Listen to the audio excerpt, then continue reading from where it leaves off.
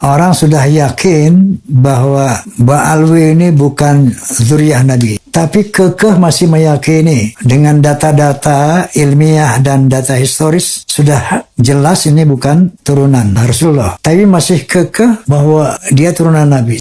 Anak Nabi, cucunya Nabi Muhammad. Anak cucunya Nabi Muhammad. Kados alawiyin teng Syria saat ini nuakal-akal kan dari Rasul nuakal-akal. Semulai ngaji hadis-hadis yang mereka mesti mlebu swarga macam-macam kan wonten hadis Al-Bait terutama sing versi Syiah itu ekstrem ngene al-kafi hadis Al-Bait. Terus dari Imam Ghazali ngaji ayat iki lah maka sabat walakum maka sabtum. Pada akhirnya ngarepe Allah sing penting ku amal iku kasbuka amal kerjamu. Kalau seandainya Ahlul Bait Nabi Muhammad cuma dibatasi Imam Ali, Hababah Fatimah Zahra, Hasan Hussein, maka saat ini sudah kiamat. Kenapa? Mereka sudah meninggal dunia. Ahlul Bait Nabi Muhammad Sallallahu Alaihi Wasallam tidak dibatasi hanya Ahlul Kisah, akan tetapi aqaribu keturunannya Hababah Fatimah Zahra juga dikatakan Ahlul Bait Nabi Muhammad Sallallahu Alaihi Wasallam. Habib sorgo kabeh, Habib sorgo kabeh, Habib sorgo kabeh. A'udzu billahi minasyaitonir rajim. Bismillahirrahmanirrahim. Wabarakatuh. Para pemirsa yang berbahagia dan dirahmati Allah, sampai hari ini tampaknya persoalan Habib, ya, para Habib yang mengaku sebagai keturunan atau cucunya Rasulullah SAW tidak memperlihatkan adanya tanda-tanda akan selesai, ya. Bahkan bertambah panas, bertambah meruncing dan lain sebagainya. Menurut saya hal ini menunjukkan bahwa kebanyakan di antara kita, ya, termasuk di dalamnya tidak sedikit para ulama yang memperlihatkan betapa bodohnya kita, bodoh yang melampaui batas, bodohnya kelewatan. Karena sebetulnya persoalan Habib ini sederhana, gampang menyelesaikannya kan. Tinggal kembali kepada kecerdasan dan keberanian diri kita masing-masing. Terkait dengan orang-orang yang mengaku sebagai keturunan Nabi, ya kita pakai hukum pembuktian saja. Kalau dia mengaku sebagai cucu Rasul, keturunan Rasulullah, buktinya apa? Ya, tentu dengan bukti yang sah dan meyakinkan. Para nabi juga, kalau kita bicara baca historisnya, semua juga membuktikan kalau dirinya benar-benar seorang nabi atau utusan Allah. Semua dengan bukti. Kalau para nabi buktinya disebut mukjizat, kan gitu. Membuktikan bahwa benar nabi itu utusan Allah, kan, dengan mukjizat. Walaupun kenyataannya sudah ada bukti saja, ya, bukti yang sah dan meyakinkan, masih banyak orang tidak percaya, ya, masih banyak. Kita ambil contoh Nabi Muhammad, kurang apa lagi buktinya, kan.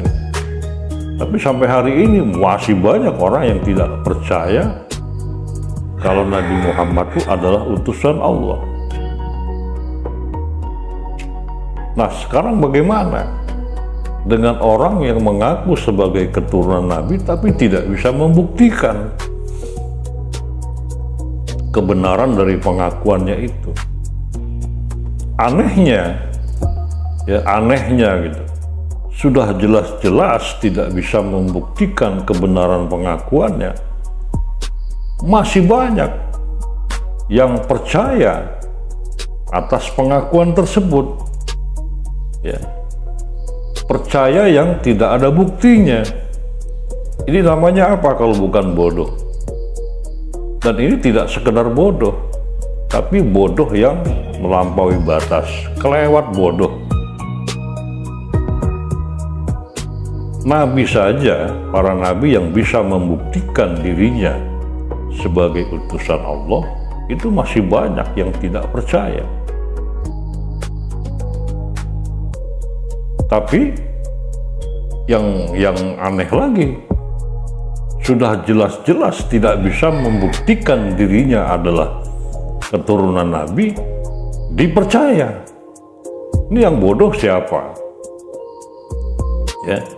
Jadi siapapun yang mengaku Nabi tapi tidak bisa membuktikannya, maka dia berdusta.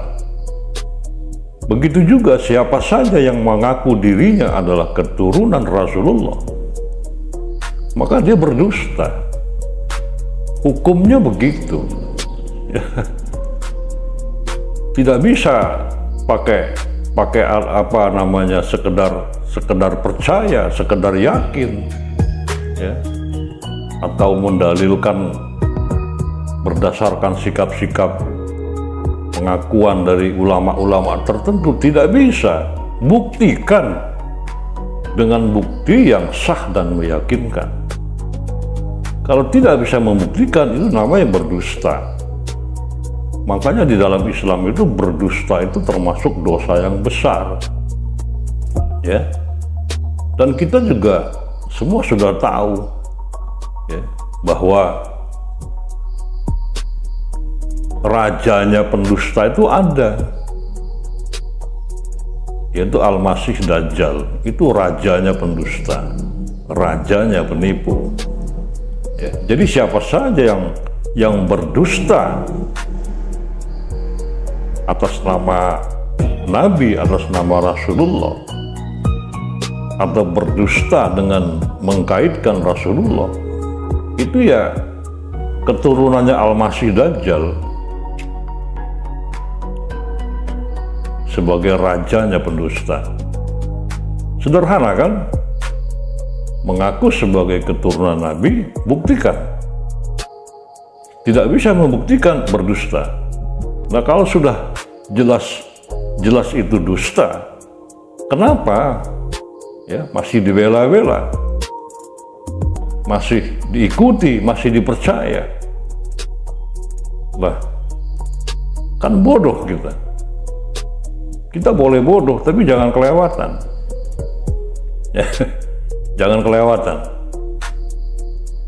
Karena sudah jelas, mempercayai yang tidak bisa dibuktikan itu bodoh kelewatan.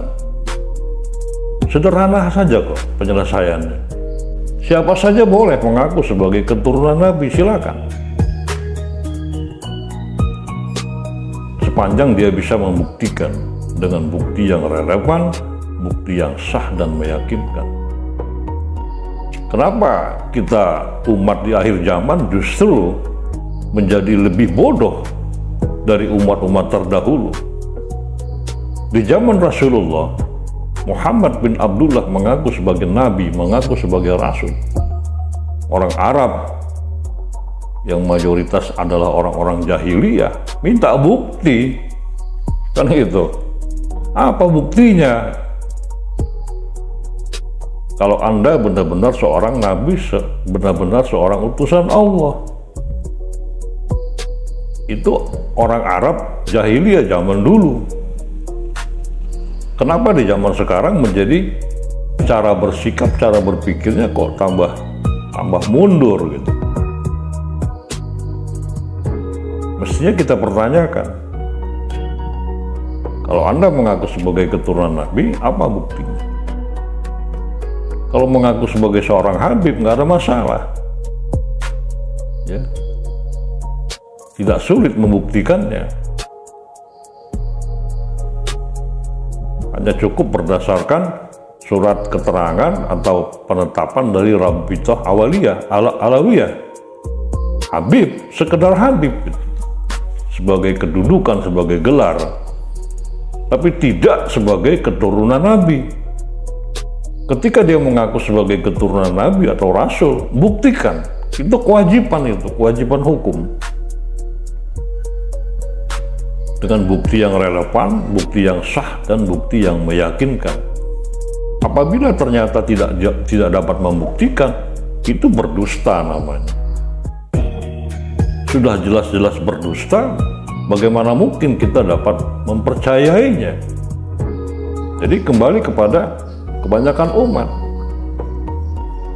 Kita boleh menjadi bodoh, tetapi jangan kelewatan. Jangan kelewatan.